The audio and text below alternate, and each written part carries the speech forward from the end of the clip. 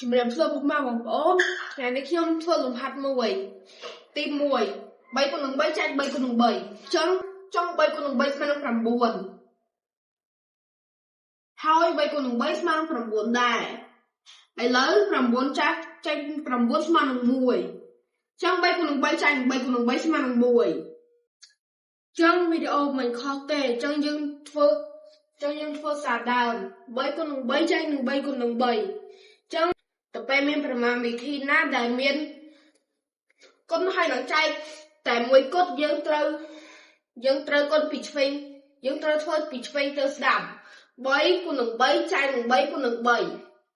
តាមមាត់ 9 ចង់ 3 គុណនឹង 3 ស្មើនឹង 9 ចង់ 9 ចែកនឹង 3 គុណនឹង 3 9 ចែកនឹង 3 ស្មើនឹង 3 ចង់ 3 គុណនឹង 3 3 គុណនឹង 3 ស្មើនឹង 9